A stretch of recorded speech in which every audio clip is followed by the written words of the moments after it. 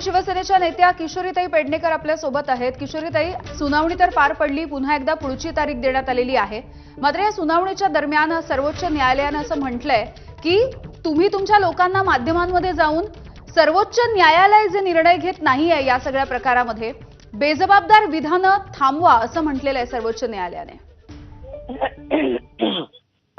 सर्वोच्च न्यायालयाचा आदर ठेवून संविधान आणि लोकशाहीचा पहिला स्तंभ ज्याला आपण न्यायालयीन प्रक्रिया म्हणतो त्या सगळ्याचा आदर ठेवून म्हणजे माझ्याकडनं आता तुम्ही प्रतिक्रिया विचारताय तर त्यांचा कुठेही अनादर होणार नाही याची नक्कीच आम्ही काळजी घेऊ आणि घेतो आहोत।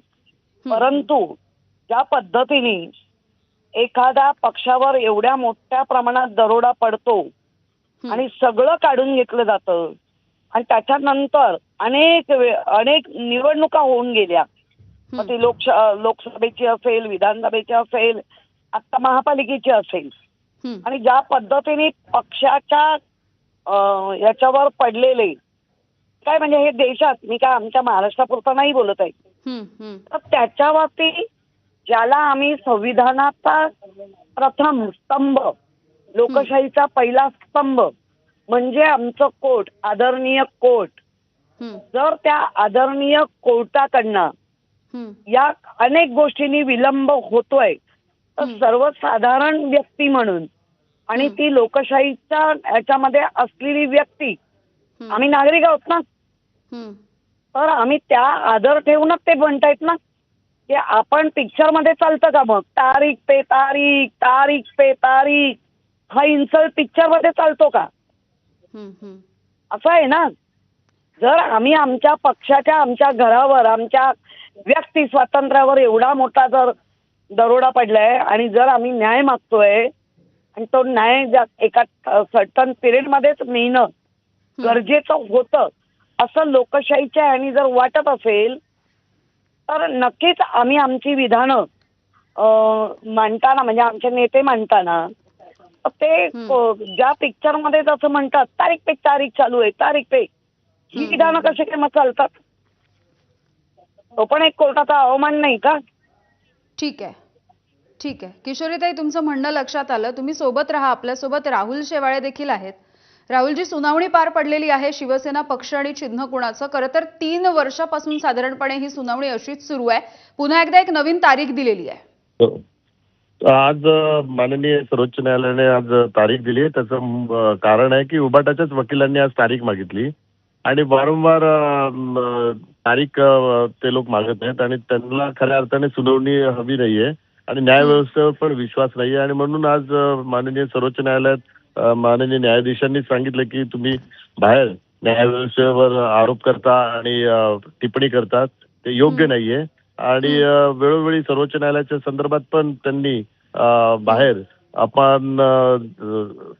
अपमानाचे शब्द त्यांनी व्यक्त केलेले आहेत। तर त्यामुळे आज खरा चेहरा त्यांचा लोकांसमोर दिसून आलेला आहे की त्यांनाच खऱ्या अर्थाने सुनावणी नाही पाहिजे आणि एक प्रकारे सुनावणी तारीख पे तारीख तेच मागत आहेत आणि आमचे वकील वारंवार माननीय सर्वोच्च न्यायालयाला विनंती करतात की लवकरात लवकर सुनावणी करून याचा आपण निर्णय घ्यावा।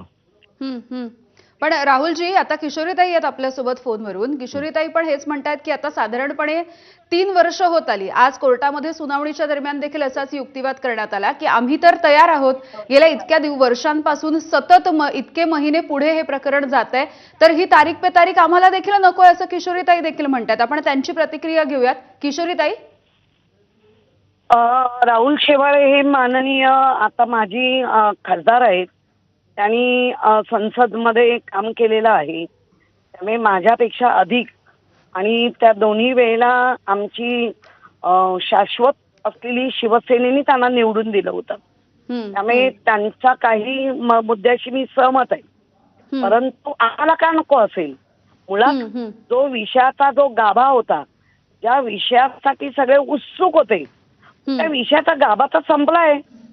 आम्ही मशाल घेतली, आम्ही मशालीवर आमचे खासदार निवडून आणले, आम्ही आमच्या मशालीवर या आमदार निवडून आणले, नगरसेवक निवडून आणले, त्यामुळे आता जो मुख्य गाभा होता त्या गाभ्याबद्दलचा म्हणजे जो विषय होता त्याची उद्देश उत्सुकता म्हणायचा आहे तुम्हाला? उद्देश म्हणायचा आहे. हा. तो संपलेला दिसतोय आणि मुळात आता आम्ही नाकारणं किंवा त्यांनी मागणं हा आता विषयच राहिला नाहीये. कारण न्यायालय प्रक्रियेमध्ये गेलेला विषय आहे. त्यांचे वकील कसे मांडतात, आमचे कसे मांडतात, किंवा चंद्रचूड माननीय सन्माननीय चंद्रचूड साहेबांनी जे काही आता त्याच्यात लिहून ठेवलंय त्याला किती पद्धतीने बघतायत. बरं, या देशामध्ये 2014 नंतरच न्यायाधीशांना वेगवेगळ्या निवृत्त झाल्यानंतर पुन्हा वेगवेगळं मिळायला लागलंय. त्यामुळे आम्ही सतत ह्याच्यामध्ये नाही आहोत, म्हणजे संशयाच्या भूमिकेत. आता अख्खा देश या सगळ्या गोष्टीकडे हे एका शिवसेनेचं प्रकरण नाहीये. अगदी याच्याकडे फार वेगळ्या दृष्टीने देश नागरिक म्हणून बघतायत. अगदी. राहुल सरांची आपण एक प्रतिक्रिया घेऊया यावरती. राहुलजी, किशोरीताई हेच म्हणाल्या की नागरिक म्हणून, आता कुठल्याही पक्षाचे कार्यकर्ते म्हणून किंवा नेते म्हणून नाही, तर एक नागरिक म्हणून आमची अशी इच्छा आहे माफक आणि आम्हाला अपेक्षा आहे. नाही, किशोरीताईंचे जे वक्तव्य केलेलं आहे ते वक्तव्य अत्यंत म्हणजे त्यांच्याच बाजूने त्यांना अडचणीत आणणारं वक्तव्य आहे. खऱ्या अर्थाने देशाचे नागरिक बघत, देशाच्या नागरिकांनी यापूर्वीच लोकसभेला मतदान केलेलं आहे. माननीय मुख्य नेते एकनाथ शिंदे साहेबांच्या नेतृत्वाखाली सगळ्या खासदारांना निवडून दिलेलं आहे. काही ऐका, थांबा. महाराष्ट्रातल्याच ह्याच नागरिकांनी माननीय मुख्य नेते एकनाथ शिंदे साहेबांच्या नेतृत्वाखाली 60 आमदार निवडून दिलेले आहेत आणि सत्ता पण चांगलं की वाईट म्हटलेलं नाहीये. ऐका, जिल्हा परिषद ह्या सगळ्या विभागणी करून तर माझं गावात निघून गेलं नेतृत्वाबद्दल बोलली नाही. केस विड्रॉ करा. लोकशाही तुम्ही आता काय ताई काय बोलला की ह्या केस मधला गावात निघून गेलेला आहे, त्यामुळे मग केस विड्रॉ करा. निवडणुका झाल्या, आम्ही निवडून आलो, तुम्ही निवडून आले. तुम्ही ताईंना माहित आहे तुमचं हे वक्तव्य तुम्हाला खूप अडचणीत आणू शकतं, कारण हे सगळं रेकॉर्ड सुप्रीम कोर्टात जाईल. तुम्हीच केस फाईल केलेली आहे, केस आम्ही नाही फाईल केलेली आहे. फाईल केलेलं पुढच्या तारखेला अनिल देसाई साहेब आणि अनिल परब साहेबांचा सल्ला घ्या आणि निर्णय घेणं. पक्षाला अडचणीत आणणारं वक्तव्य करतायत ताई. तुम्हीच बोलला गाभात राहिला नाही तर आता केसचा गाभा राहिला म्हटलंय. माझी तुम्हा दोघांनाही विनंती आहे की तुम्ही आपापली जी मतं आहेत, आपापल्या पक्षाची जी मतं असतील ती मांडण्याचा प्रयत्न केलाय. किशोरीताईंचं हे म्हणणं होतं की उद्देश पूर्ण झालेला आहे, मग त्यानंतर या ज्या सुनावण्या आहेत मग त्याची तारीख पे तारीख का सुरू आहे.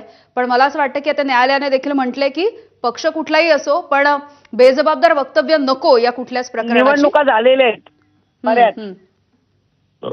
तर आपण वाट बघूया आता ही जी पुढची तारीख दिलेली आहे त्या दिवशी तरी याबद्दलची सुनावणी काय पद्धतीने पार पडते आणि निर्णय येतो का, या संदर्भातला निकाल हाती येतो का, याकडे खरं तर फक्त महाराष्ट्राचं नाही देशाचं देखील लक्ष अर्थातच आहे, कारण मोठे पक्ष आहेत त्याविषयीची ही सुनावणी होणार आहे.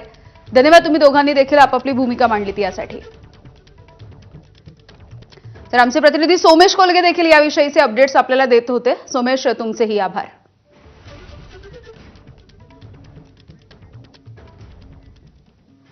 देशावरती गंभीर ऊर्जा संकट घोंगावतंय आणि असं असताना पंतप्रधान हे काटकसरीचं आवाहन करतायत.